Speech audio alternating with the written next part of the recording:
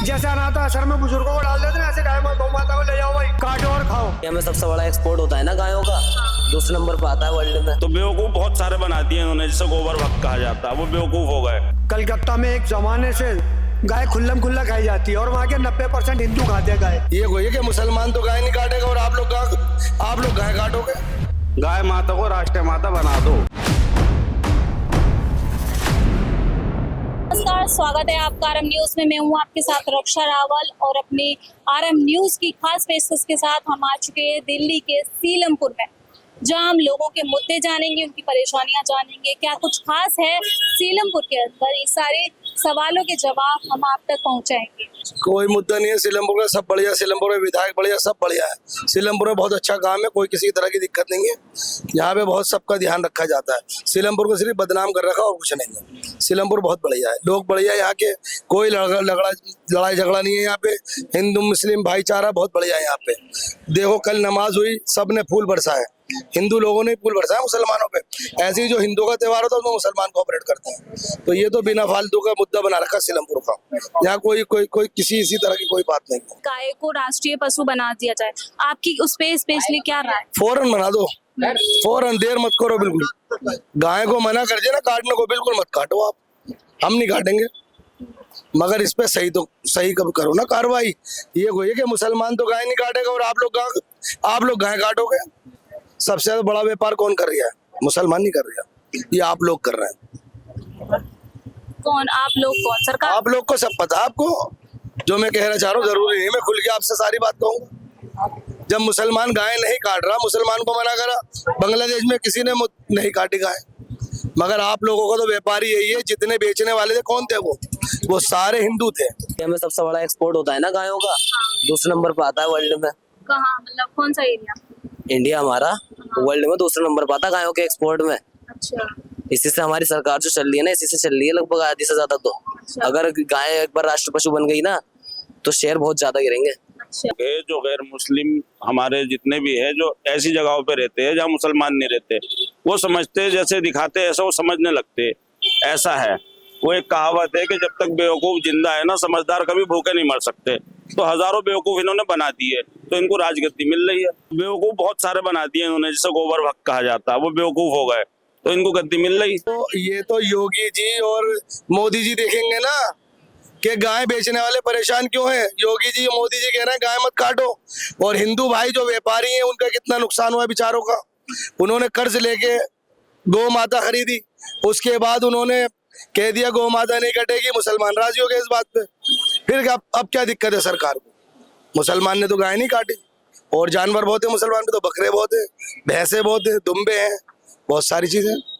हम तो कोऑपरेट कर लेंगे सब तरह से, मगर आपका कोऑपरेट करना वो मुश्किल है। सांसद में सबसे पहली आवाज जो गाय के लिए उठाई है वो मुसलमान ने उठाई है। बताओ कौन सा ऐसा नेता है कि जिसने आवाज उठाई हो? पता है ना किसने उठाई है आवाज सांसद में? आप नाम बताइए। नाम ध्यान नहीं है मेरे पर, हाँ उन्होंने आवाज उठाई है, मेरे नाम ध्यान नहीं आ रहा मुझे। तो आपके अकॉर्डिंग जैसे बोला है सरकार ने गाय को राष्ट्रीय पशु बना, हाँ बिल्कुल पहली फुर्सत में मैं कह रहा हूँ। देखो सरकार पूरी हिंदुओं की है, सब चीज हिंदुओं की है, बना दो। मुसलमान को तो कोई टेंशन है ही नहीं, ना पहले थी ना अब है, बना दो। सबसे बेस्ट तरीका यही है कि गाय माता को राष्ट्रीय माता बना दो, पहली फुर्सत में बना दो। बनाएगी नहीं, क्योंकि सरकार चली इस चीज से रही है, हिंदू मुस्लिम राजनीति फैला रखी है। हिंदू मुस्लिम लड़ रहा है, कोई लड़ेगा नहीं। आज तक का एक भी रिकॉर्ड आप बता दो सीलमपुर का जिसमें हिंदू मुस्लिम हुई नहीं आज तक। मगर बिना फालतू में एक शोषा कर दिया कि हिंदू मुस्लिम हमारे यहाँ कुछ नहीं है ऐसा। और रही गाय वाय कुछ मत कटवाओ। अरे हमें तो बढ़िया, हम तो चाहते हैं सब्जी खाएं, हम भी सब्जी खाएंगे, हम भी सफेद सुरख हो जाएंगे। मगर वही वाली बात है, गोश्त की भैया मुसलमान कहाँ भाग रहा है?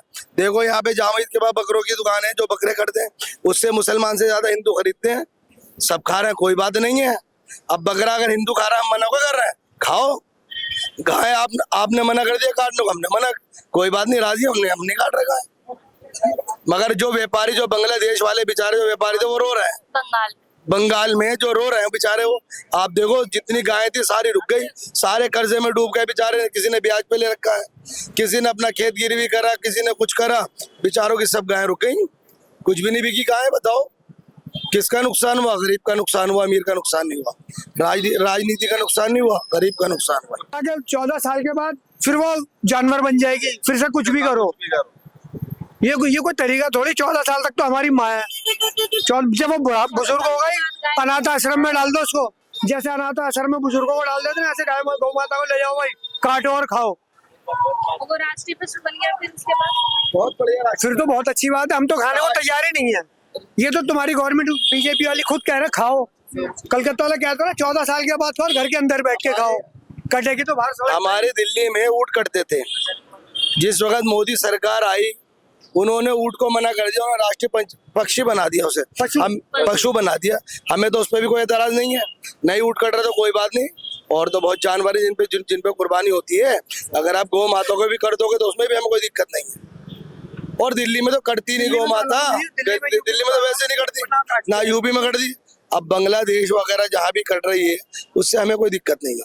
हमें क्या परेशानी दिल्ली वालों को, हमारे लिए बकरा। अभी बीजेपी सरकार है, रोके वो तो ये कलकत्ता में एक जमाने से गाय खुल्लम खुल्ला खाई जाती है, और वहाँ के 90% हिंदू खाते हैं गाय, कलकत्ता के। और बेचने वाले भी हिंदू, खाने वाले भी हिंदू। और यहाँ पे जो स्लेटर हाउस है, सबसे बड़ा मालिक कौन है? हिंदू। नाम रख रखा अल कबीर। मालिक को जाके देखो तो बीजेपी का सबसे बड़ा नेता। ये सारा बीजेपी वाले करवा रहे हैं। और फिर राष्ट्रमाता तो इनका तो बाप भी नहीं कर सकता। इनकी राजनीति मर जाएगी, कमाई मर जाएगी। चीज है ना, अगर ये इस मुद्दे से हट जाएंगे फिर जो आम तो पब्लिक है बीजेपी सड़क पे आ जाएगी। वो पूछेगी, रोजगार के बारे में पूछेगी, हर 100 मुद्दे हैं।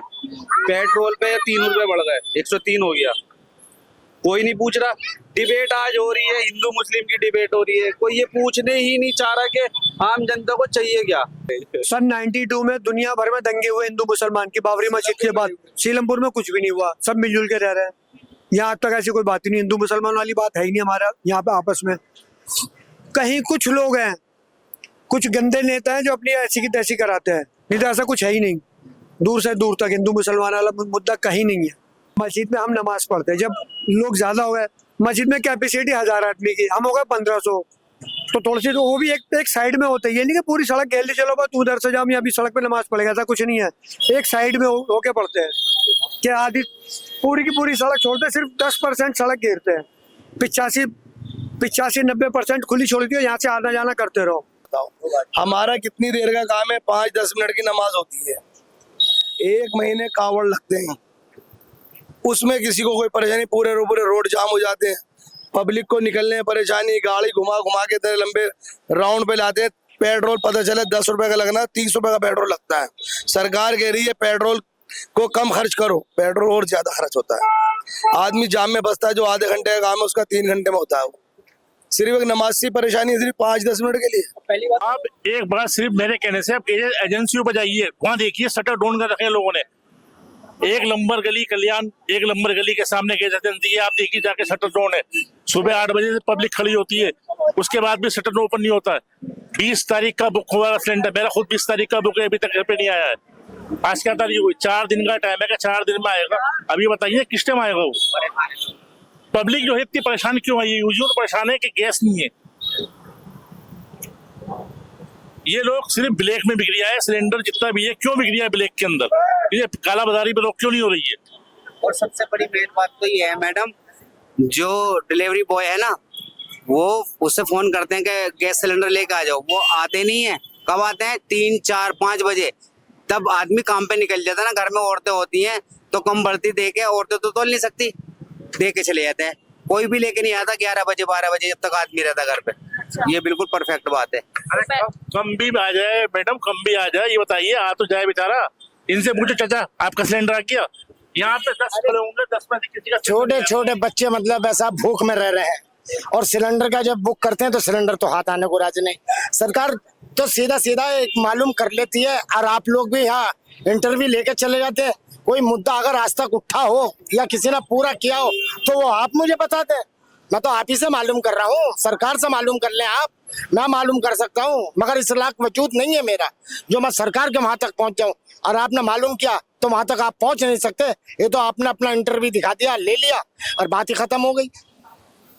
हम आपका इंटरव्यू, आपकी आवाज यहाँ से लोगों तक पहुंचाते हैं जहाँ तक पहुंच सकती है। वो सरकार का काम है, उस पे काम करती है या नहीं करती है, क्योंकि हम आप सबकी आवाज सरकार तक पहुंचाते हैं, वो सरकार का काम है। आपकी बात सही है और आपकी बात से सहमत है कि आप आवाज उठाते हो, लेकिन सबसे बड़ी जो पब्लिक का जो मुद्दा है ना, वो ये गैस का है।